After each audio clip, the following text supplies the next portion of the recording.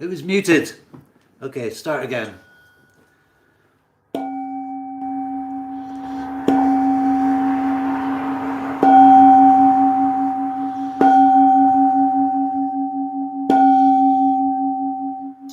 Greetings and welcome to the Saroth the Mage experiment. Just a quick show today. I've been rather busy this week. We'll start with some Kaossilator music and then we'll have a little chat.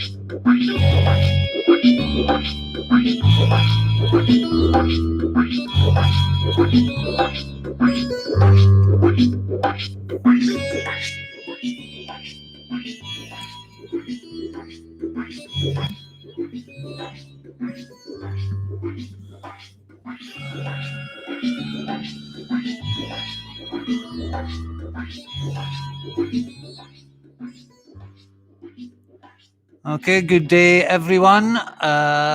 Philip, Baz, Sarlux, Jasmine. Excellent to see you, Jasmine. Haven't seen you for a while. Hope you enjoyed my little tune there. Excuse the wet hair, by the way. I'm just not long out of the shower, and then I worked up a real sweat doing my Golden Dawn rituals today. So, yeah, things are going very well magically. I think this lockdown has been really good for me, taking away the pressure of working in that lowly paid, underappreciated job. And I've just been chilling with Solar Star, and I've been getting up at like 5, 6 in the morning. She has a bit of a lie-in. I go down to the conservatory, light some incense, do my pentagram rituals, hexagram rituals, and I really feel like I'm absolutely in the swing of the Golden Dawn rituals, which for a while, especially in the last grade, Theoricus, which is the air grade, which I think, I'm quite airy enough. It's like you're trying to incorporate these magical elements into your own being. And I think I've got so much air, I'm a bit of an airhead, you could say. And I found Theoricus extremely difficult, and I just didn't enjoy any of the grade, really. I just wasn't feeling it. I was always looking around for something else. And I still am looking for something else, because the Golden Dawn magic on its own, it's kind of like a beginner's guide, it takes you from neophyte up to portal, and those are the outer grades. So I'm going to kind of read what I've got written down, because it's too hard just to go off the top of your head, especially when you're talking about something which I barely understand, even though I've been studying and practicing for many years now. It doesn't really get much clearer. Although I am finding a lot more clarity. For a while, a few months ago, I just felt like, I don't know, I think with my addiction problems, which I'm quite open about, I can't hide from my past. I was a heroin addict for best part of 20 years, really. Is my voice loud enough, guys? So coming out of that addiction and getting into magic, it really has helped me. It's given me a focus and a passion, really. It's not a hobby, it's a way of life. So I've called this stream Approaches to Goetia, I think, because I really am,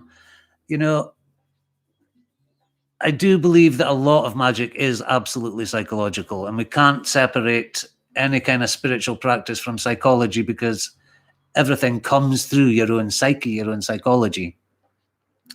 But my idea that spirits only exist in my own mind, and that there are no objective things called spirits, I've really had to have a long, hard look at that idea, because there's so much evidence coming in to the contrary. And these are not cranks on YouTube that, mentally ill people. I mean, there are a lot of mentally ill people who will, I've talked about this before, that have these grandiose ideas about their talking to entities and they're communicating and they have all these weird relationships. But these are like intelligent academics, and they insist that they've made contact with these entities using grimoire techniques. And I really want to try it, although the Goetia does scare me a little, I think these entities would be quite, I often think, well, what if one actually did show up, I think a lot of magicians are probably quite happy that their evocations don't work sometimes. But I may be wrong in that, I'm an absolute beginner when it comes to evocation. So there's 3 different books that I've been reading at the moment.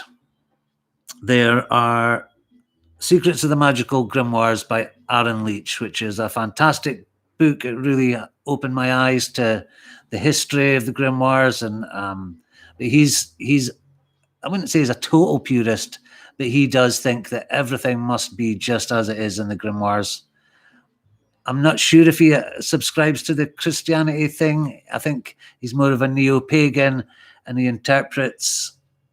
he sees a line from the Stone Age shamanism from ancestor spirits. They were the first spirits that were really venerated and worshipped in tribes.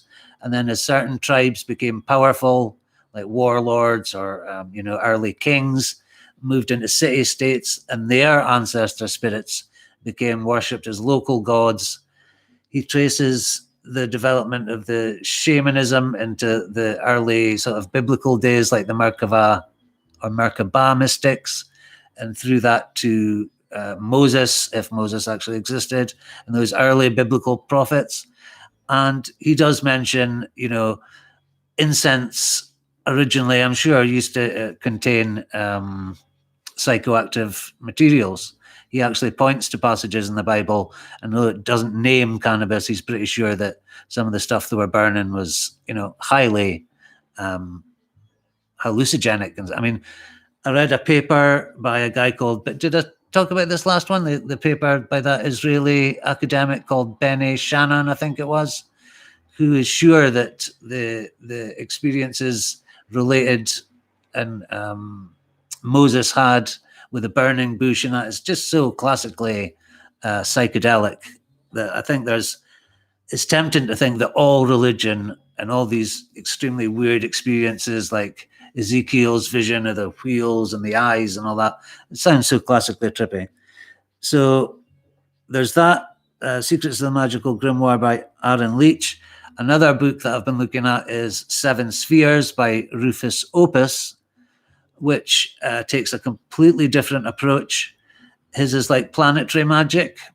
It's still conjuring spirits, but he, if you were to do the King of Solomon, the Key of Solomon, or the Lemegeton, you have to consecrate every single thing. You have to make your own knives. You have to go and cut a hazel wand, which I still plan to do, by the way. But it takes a long, long time, to get all your stuff together. You need so much stuff, and it is rather off-putting. But, part of magic is making a sort of alliance with the spirits of nature and house spirits. And so by not just ordering a wand off Etsy, and by actually going out and cutting yourself, he says that that's actually putting you in contact with these nature spirits. So the Key of Solomon kind of magic is like a long apprenticeship. He even suggests if you can't find a hazel tree, buy a hazel tree, and then he said you'll only have to wait 11 months till you can grow a wand. So Rufus Opus is a lot less kind of religious about it, if you like. I know Rufus Opus is a Thelemite. He does have some purification, consecration. All magic needs purification and consecration. When we used to do the Isis rituals, a very important part was consecrating with Nile water, which is some blend of water. I'm not quite sure how Solela did it. I've got a bottle over there. And then incense. O you souls of day, consecrators, ye of the living flame of Isis. So it's always been a part of magic. But Rufus Opus, instead of this huge palaver that you have to go through with the Key of Solomon, Rufus Opus suggests contacting the planetary spirits, starting with Jupiter, because it's generally the most positive planet there is, the Great Beneficent, I think they call it. So he just has like a table of practice, which he says you can make out of white paper, basically. I've got a wax tablet over there, and I'm thinking I might use the other side of that. A scrying tool, which he says can be like a coffee cup with water in it. He does have a Trithemius wand, which is a black ebony wand with gold words of power on it and stuff. He says, until you get one, just use your finger. You know, I do like the Rufus Opus approach, and a couple of people have suggested that that's a really good place to start with spirit conjuration. So as soon as the moon waxes, which is a couple of weeks, I am going to draw the table. I'm going to get my crystal ball that I've got over there. And he says, you know, wear your best clothes. You know, it doesn't have to be like religious style robes, but just wear your best bib and tucker, get nice and cleaned up, and offer cigars and alcohol, which is good for me. Always got some alcohol lying around. But he says, you know, don't give them Budweiser. Give them a good single malt or something quality, you know.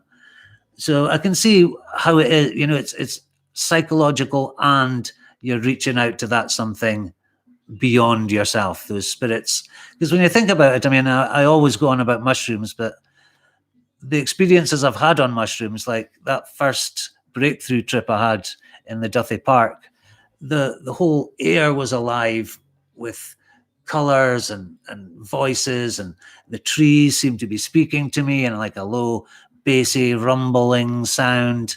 And just everything was alive. It was like the Garden of Eden before the fall.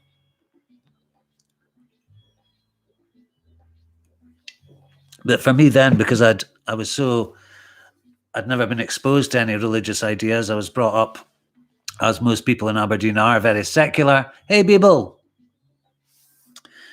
So I didn't spiritualize that, and I was so young as well. You know, I was like 14. But then the breakthrough trips of 2018, which was 2 years ago now, incredibly, I did them in a magical context, and I did, you know, that spirits did come through, but I just had no control over them at all. The one I did on Halloween was downright sinister and scary, because it was like the voices of the ancestors saying, like, why haven't we been fed? I did a show with Sam about that, and also wrote a poem in a cut-up, Sawain, the Dark Feast. And they were like, I was like, oh God, this is getting scary. And they were like, well, what do you expect? You know, it's Sawain, and you're up in the Highlands of Scotland. That is a perfect place for evocation, actually, is Solela's place up in the Heelands. It's not quite the Highlands, but it's where the river meets the sea. There's like a bird sanctuary there, very wild. You know, one of the problems I have evoking spirits here is I'm on the middle floor of a very urban built-up flat. I can hear the neighbors upstairs playing music and talking. The Polish guy next door can probably hear every word I say. And when I'm at Sort of Stars, I can't vibrate the god names and stuff because the kids will hear. So, you know, magic is not easy. And the way it is in the purest grimoires, it's downright almost impossible for a poor urban male to get this stuff together to do it. Although I am going to try, and I'm going to build up to it, because I am taking this spirit stuff seriously.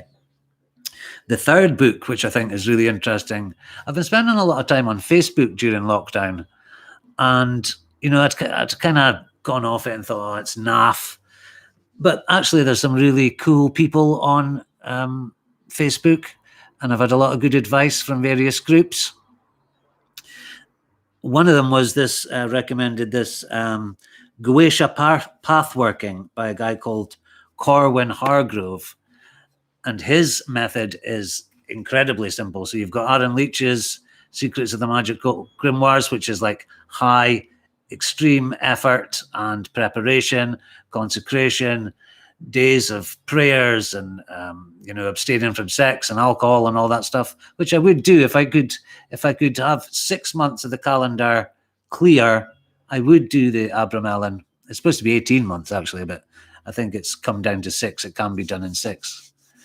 But like I say, me doing the Golden Dawn curriculum, I can't pretend I do it every single day, but I've been doing it every other day. And I've been actually looking forward to it. I've been getting a good buzz off the rituals, which I wasn't really getting with Theodicus. I don't know. It's because I've changed from air to water. I think Theodicus was the moon, yes, odd. And this is Mercury, Hod. So it's maybe just a different energy, more suited to my personality, my natal chart even. Astrology is, I'd never really bothered with it before, but it's absolutely vital to spirit conjuration. You can't do anything. Hey, Johnny 7. You can't do anything when the moon is waning apart from baleful magic or curses and stuff. And I wouldn't do that sort of thing. I did once, though. I told Keats from Prague Magic that I once, in a fit of absolute fury because this guy had come into my house and like totally been outrageously obnoxious. When he left, I cursed him. I don't even remember how I did it. I think I'd used a Crowley Star Sapphire or something, and just was so angry. And that night he had an asthma attack and was admitted to hospital. And I did it to another guy, and the same night he had a car crash. So maybe magic, maybe that kind of stuff does work. But I was so skeptical, my own skepticism has really held me back in magic. But I think it's better to be skeptical than to just accept everything as, I'm best friends with Lucifer and Baal and all that, They take a bit of working up to. So in the Goetia pathwork, I've completely ignored my notes already. The Goetia pathworking is a really beautifully simple method, as it's all done in your imagination, hence pathworking. So what you do there is, I won't give away the secrets of the book. I think you should buy the book because it's very cheap. I have ordered a copy. But you basically build up an elemental circle in your mind of the 4 elements. You visualize the 4 elements in a special way. Then just by concentrating on the sigil of the entity that you wish to invoke, let's say Paimon, for instance, King Paimon. So you would look at his symbol. You would read these 4 specific images. So one would be like, I won't, because he's actually kind of written, if you use this without buying the book, I'll make it work against you. So he's kind of cursed anyone giving his secrets away. But I'll just say you imagine a scene, and then you imagine a smell or a taste, and you go through the elements like that, and then you breathe onto the sigil, make a request, and then it should work. So I actually did one, was it yesterday? Did it yesterday, and we'll see if it works. And if it doesn't, I'll just keep trying it again. I'll just have a look in chat. Yeah, the Goetia is the lesser key of Solomon, which is the Megaton. But we're basically talking about spirits. I don't believe that there are... See, this is another thing that I don't really quite understand. If these spirits are ancient and they've been around since, even perhaps before, it's how does the religious mythology fit in with what these things actually are? Because, the Key of Solomon and the most grimoires, because they're from a very religious time in our past, are very Christian. But surely these entities themselves aren't Christian. I mean, I've got severe doubts whether Jesus even existed in the first place. And, what about the pre-Christian spirits? Are they the same ones? It's all very confusing. This is what I'm trying to work out at the moment. But does it matter, if you get results by pretending to be a Christian for the period of the working, chaos magic tells us that belief is a tool. And if it gets results, I'll say Christian prayers, because I'm not saying that a beneficent God doesn't exist somewhere. I mean, I do believe in a kind of God, like whatever made the complexity that produced us seems far too, there's in nature, there's just far too much beauty and wonder and weird, the Goldilocks effect. The planet is just the right distance from the sun, and life seems to me like it wouldn't just happen accidentally. So if every time I say Yote Vave, I'm not thinking of the Christian demiurge with a beer who goes smiting people in Egypt because they don't paint lamb's blood on their door. I'm thinking about the spirit of creation. So, yeah, I've had a really productive spell lately. Lockdown has given me the time to get back to the GD work. I was very aware of being stuck in a magical rut. My addiction, it does a lot of the time. I'm feeling like 50% not great, like halfway strung out, which is a horrible kind of stalemate to be in. If I'd known that this virus was going to mean that everybody was stuck at home, I would have possibly tried to come off the whole lot. But the last time I did, it was so horrendous that it's really made me nervous about trying it again. Jasmine Emmerich says, I agree. I've doubts about the existence of Jesus. However, I'm fine with, I've got no grudge against Christianity. Like, I think because I was brought up without any religion, and most people in Scotland, apart from maybe the Protestant Catholic thing in the west of Scotland, Glasgow and that, but we're not a religious country, not like America. And I think, hey, Ariana Aurora. Sorry, I always get names wrong. I actually tried to email you today, but I must have got the wrong email address. So I will. I'm really bad at keeping in touch with people. Anyone will tell you that. So, yeah, I've got no problems with saying Christian prayers, but I think a lot of people that have been brought up in a very strict religious upbringing will rebel against it, and they really have problems with the Christian elements in magic. I mean, the Golden Dawn is all about, the Kabbalistic tree of life. It's very Judeo-Christian, but belief is a tool. So, as long as I'm, I don't think I would be praying and conjuring angels and stuff if I was secretly a horrible, dark person. But I'm all right. I'm not a bad person. So I'm not a sinner. Well, kind of. But yeah, I think a lot of this demonolatry is a reaction against Christian upbringings. And I do think they're swapping one form of worship for another. Magic isn't about worship. It's about like co-working with these spiritual creatures. So yeah, I was in a total rut. I felt like I was wading through astral mud when I was trying to study for shows or for projects. I just felt like it wasn't going in. I couldn't concentrate, but that really seems to have lifted lately. I actually think the energy in this flat is not great, although I do banishing rituals every other day. It's right in the heart of the ghetto, very druggy area, the big road there. I mean, I'm really at the, if you think of energy like feng shui, the Badlands are up there, and there's a big hill leading pretty much right down to my front door. So all that drug energy just pours down, man. So it's been almost 2 years since my psilocybin breakthrough. I really could do with another one this year. I'd like to get some mushrooms and go for it again.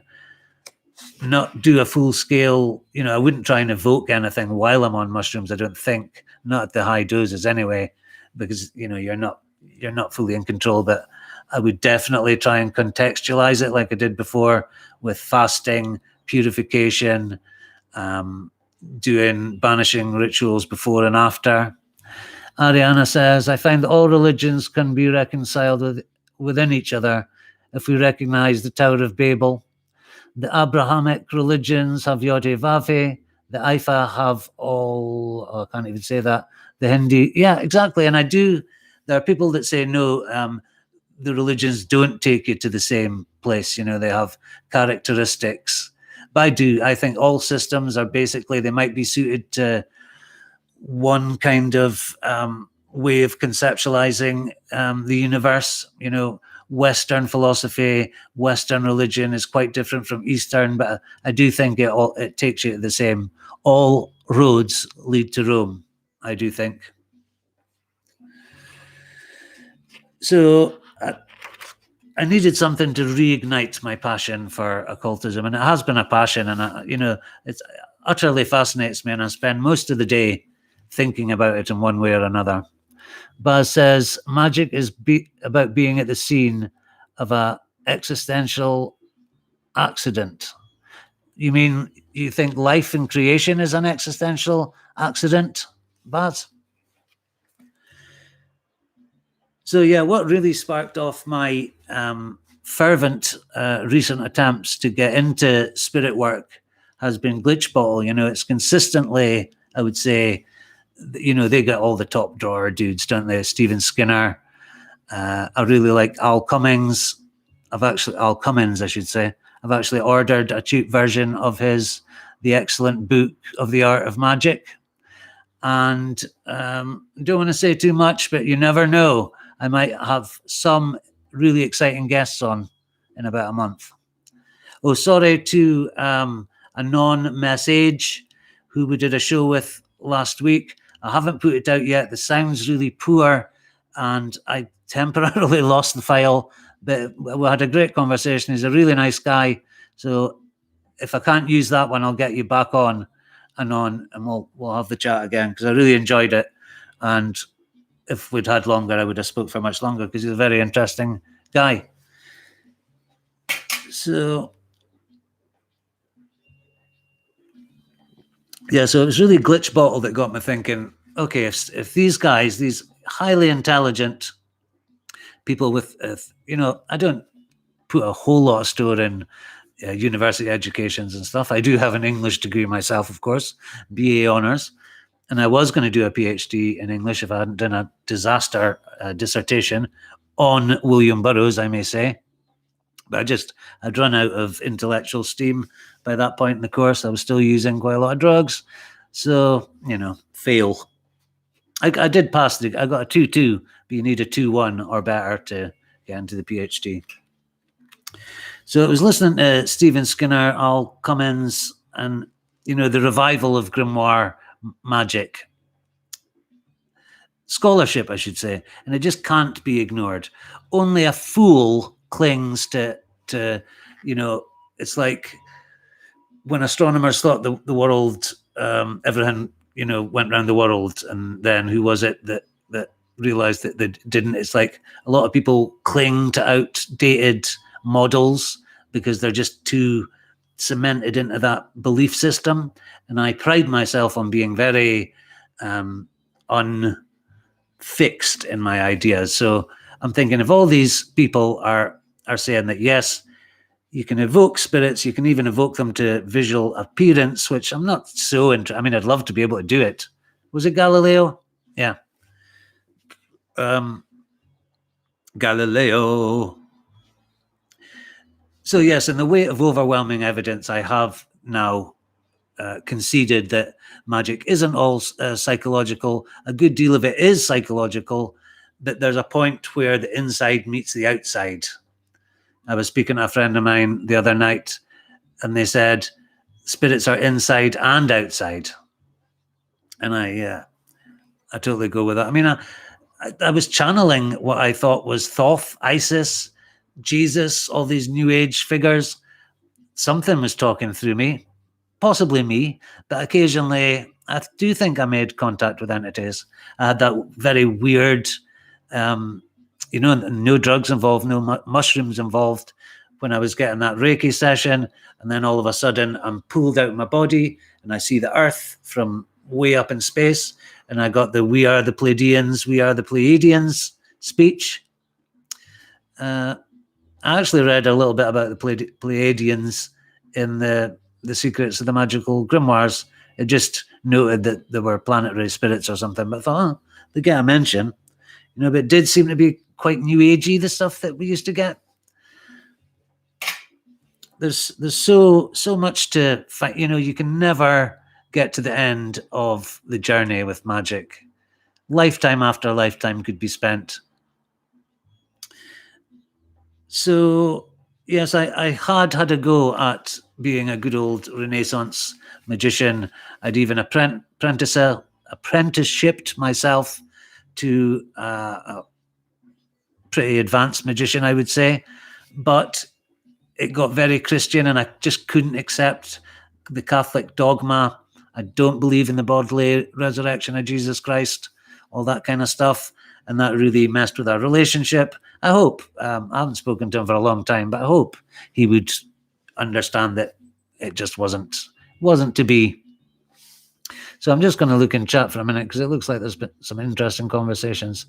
Ariana said, I had an idea for a scientific experiment regarding evocation.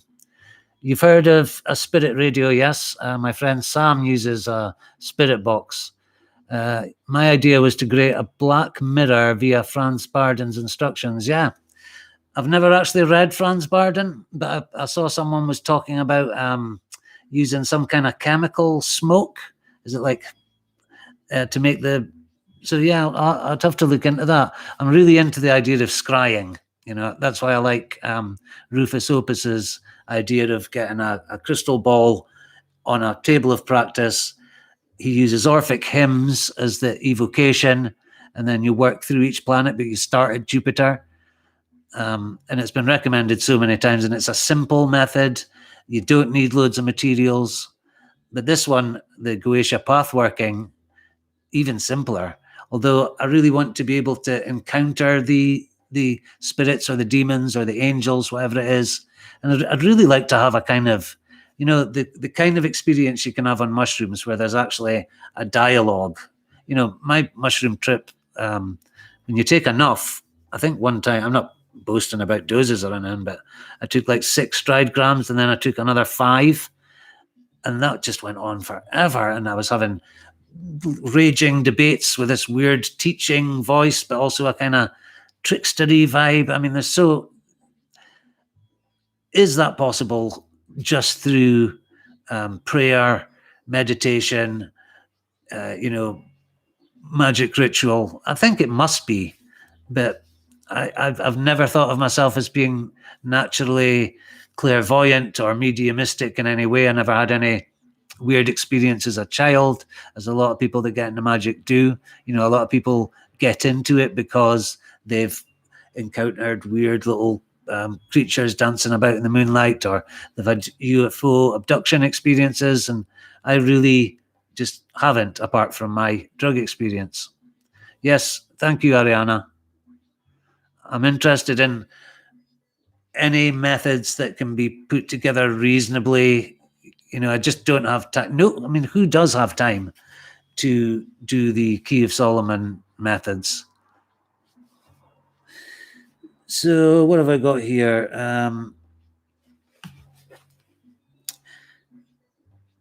So you can't ignore the new scholarship that's coming through, with the internet.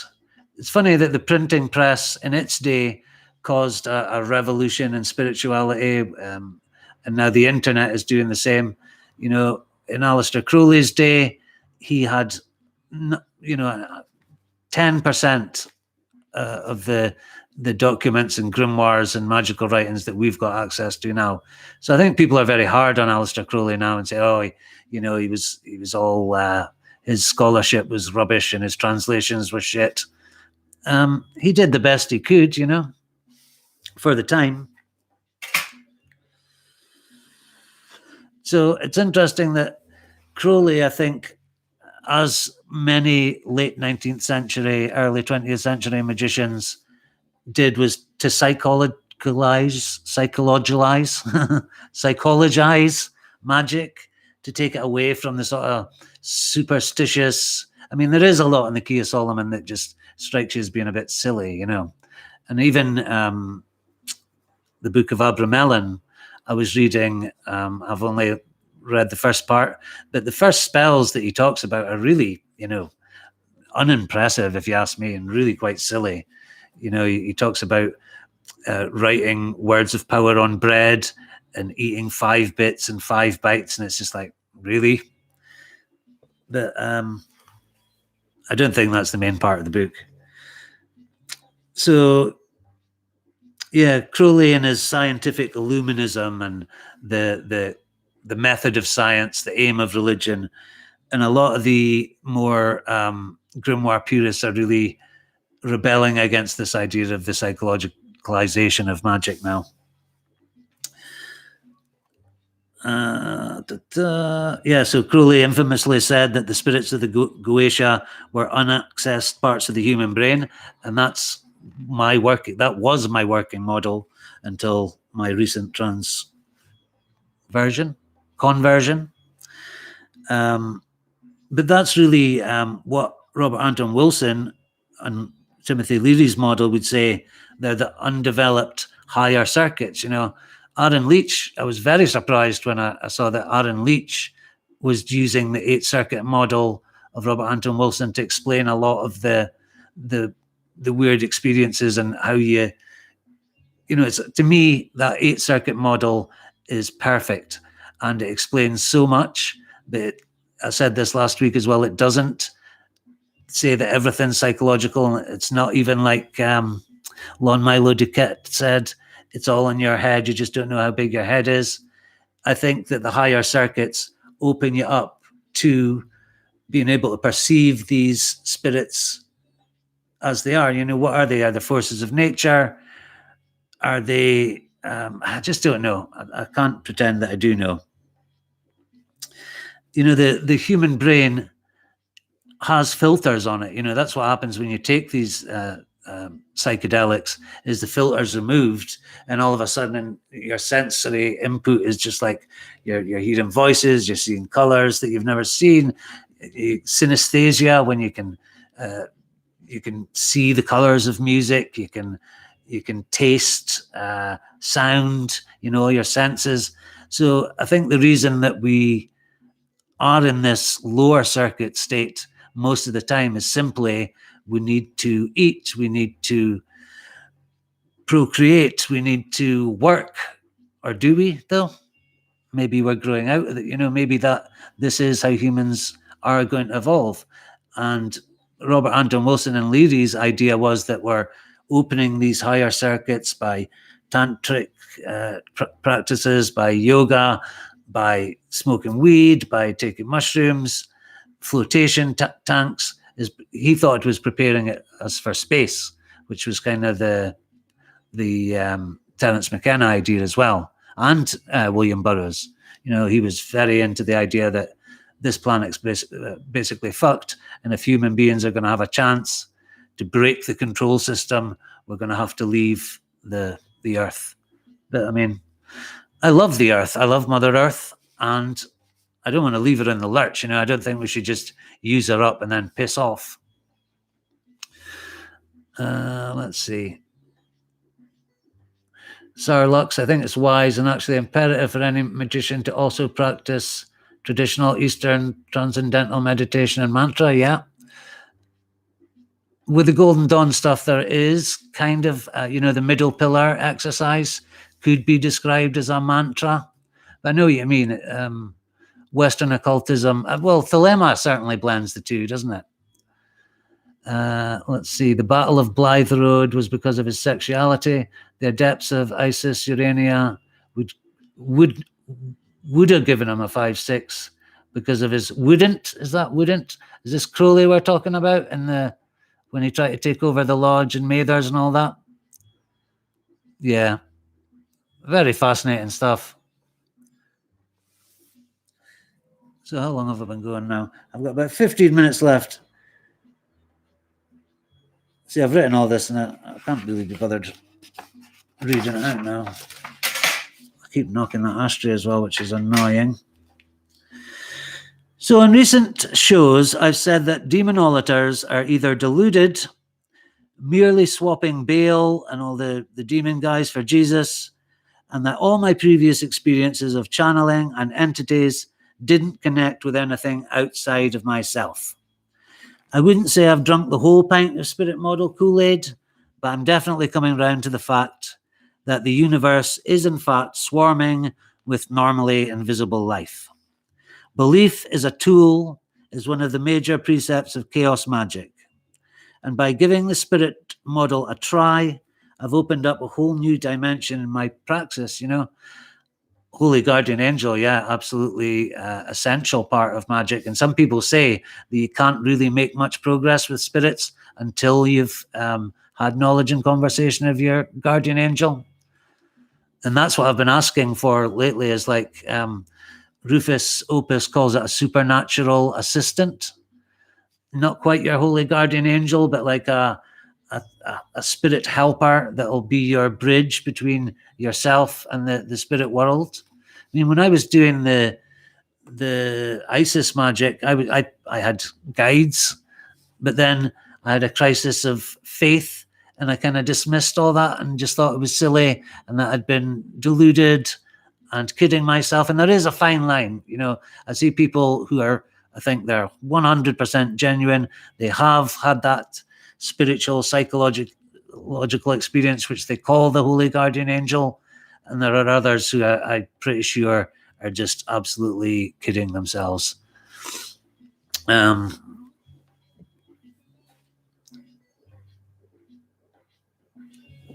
So yeah, it's kind of going back, retracing my steps, because I've been so enthusiastic about magic again lately.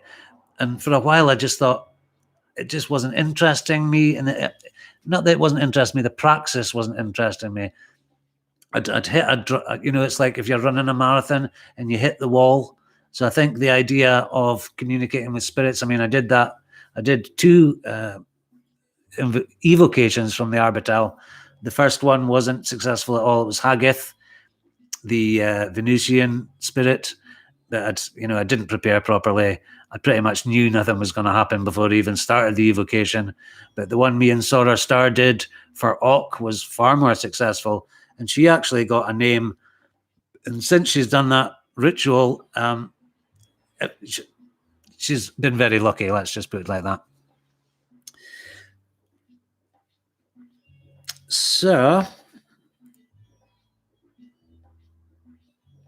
yeah.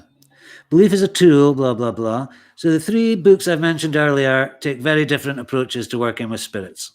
The first, Secrets of the Magickal Grimoires by Aaron Leitch, gives a modern take on Solomonic magic. It's an extremely comprehensive, sometimes exhaustive look at the grimoires in theory and praxis, tracing spirit work from Stone Age shamanism and also using the 8 circuit model. Rufus Opus's 7 Spheres had been recommended many times, and I can see why.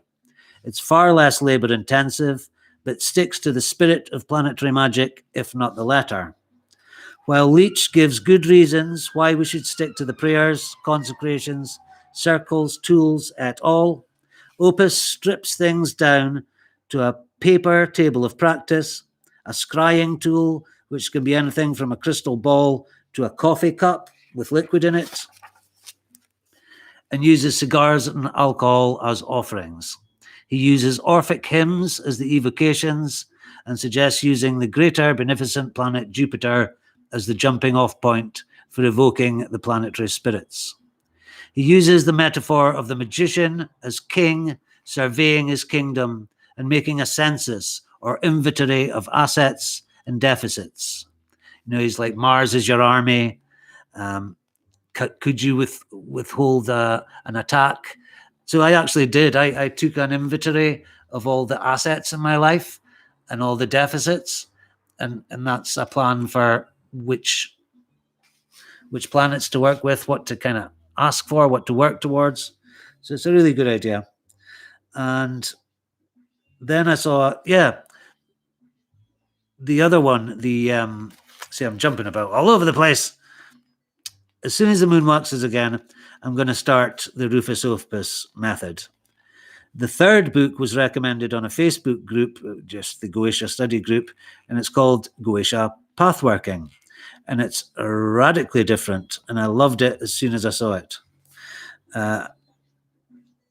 Just as a side note, you know, when you're talking about like evoking these spiritual creatures, some of them are not terribly friendly to human beings, I've heard.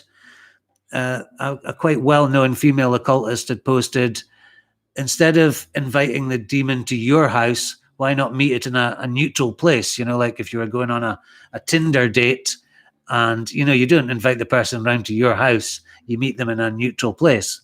So I think that the pathworking method is perfect because you're meeting them on the astral plane. So it's much, much safer. So, yeah. So in Goetic pathworking, that's just what you do. Without giving away the actual technique, I fully encourage you to buy the book. It gives a method of building your circle by simply visualizing it, calling the demon with the sigil, and breathing your request into the portal, which is the sigil. He gives 4 specific images for each demon, and I've tried it, and I'm awaiting results as we speak. I've been working with renewed vigor on my Golden Dawn work, getting up at sunrise almost every morning and doing all the exercises. I used to have a habit of like missing, I won't do the breathing before I start, I'll just get torn in. I won't do the body in the 4 worlds. It's like a visualization meditation exercise where you're in Malkuth, then you're in Asaya, and now I'm in Braya, and you're incorporating the color scales of the Tree of Life into your own astral body. So I used to miss those out, but now I'm going to do it all. And I also plan to continue working with the Arbital as soon as the moon waxes again. So I've got quite a few projects on the go. I got an unexpected windfall yesterday, so I sent away for the Goetia pathworking book and a new sketch pad so I can do, you know, work on paper, the table of practice. Canvas would probably be better. I really need to get back into painting as well. There's so many things, and I love music as well, you know. So almost done. And yeah, I have talked to someone who would be a very interesting and exciting guest, a great coup for the channel. He has said, yeah, I'll come on. But he might not. If he sees many of these live streams, you're like, no chance, I'm not going on that fool's channel. That might be exciting as well. So we're almost on the hour. So as is traditional, thank you so much, everyone, for turning up. Baz, Philip Blair, Sarah Lux, Ariana, really nice to see you in chat. And I'll play you out with some of my fantastic music, and that'll be the hour up. Thank you very much. I really enjoy these Tuesday afternoon for me. I know it's not a great day, Charles, coming in at the end there. I know it's not a great time for most people. I would say 90% of my subscribers are American, and it's not a great time for them. But I don't like, you know, if there's 20 people in live chat, I get very nervous. So I prefer to stick with the small, intimate group that we have. So thank you very much, everyone. Love you all. Like, share, and subscribe, darlings. And I'll see you all real soon. Next week.